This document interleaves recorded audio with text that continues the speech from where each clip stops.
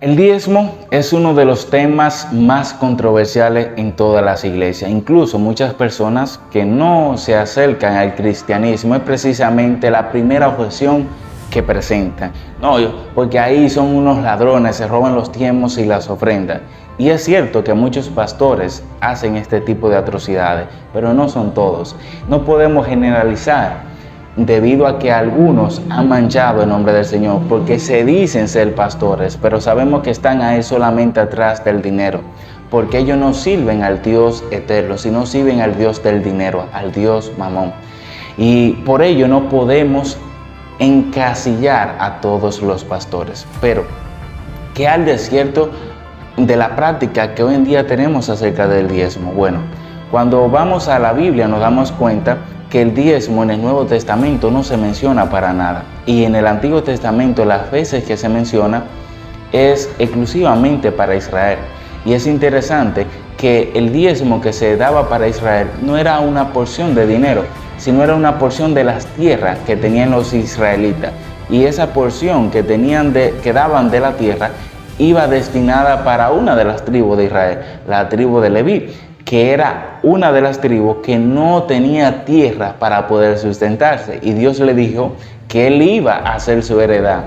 O sea, que Él se iba a encargar del sustento de ellos. Y Dios ordenó que las 11 tribus que sí se le entregó tierra, cuando por fin entraron a la tierra prometida, ellos se iban a encargar de dar una porción de su tierra, de su cosecha, de sus frutos, para sustentar a los levitas.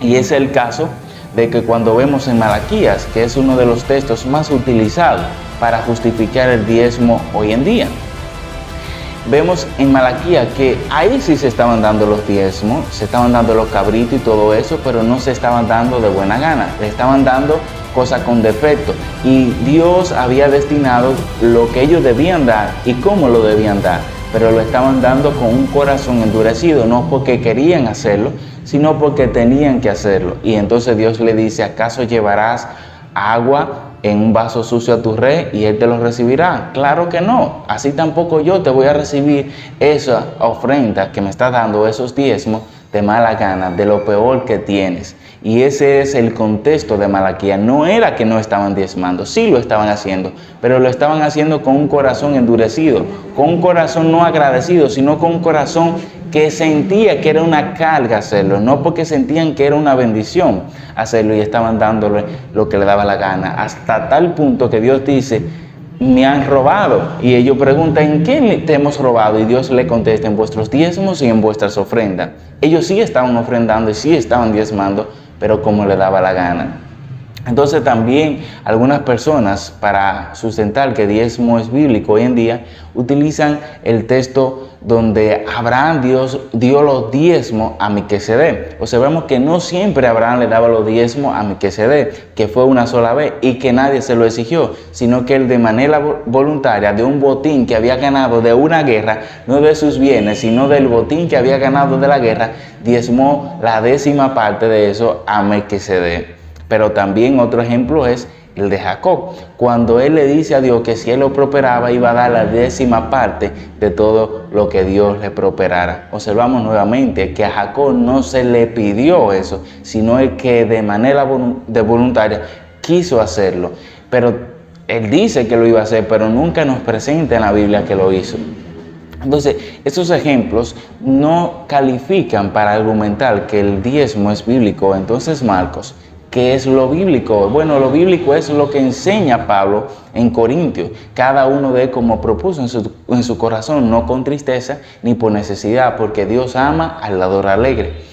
Esa es la forma de sustentar la iglesia hoy en día, a través de las ofrendas voluntarias de cada uno de los hermanos. Por eso Pablo recalca la parte, dice: no por necesidad, no porque tengo que, ni con tristeza, no con el dolor de tu alma, no, sino conforme has propuesto en tu corazón, o sea, como tú has querido dar, como tú has deseado honrar a Dios. Y cuando tú lo haces de esa manera, lo vas a hacer con alegría. Por eso termina la frase Pablo diciendo que Dios ama al dador alegre. Si lo haces de esa manera, vas a ser de bendición para tu congregación.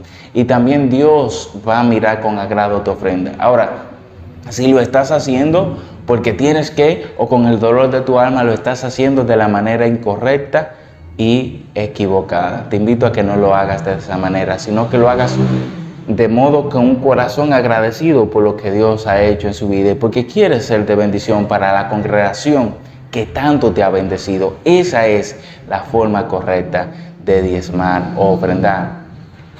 Ahora bien, no he dicho el porciento de cuánto debes ofrendar. No hay un porciento de cuánto debes ofrendar. Debes ofrendar conforme a tu corazón. Si deseas ofrendar un 10% de toda tu ganancia, lo puedes hacer, pero no porque te lo exigen o te lo imponen, sino porque de manera voluntaria tú quieres hacerlo y has destinado ese monto para honrar al Señor.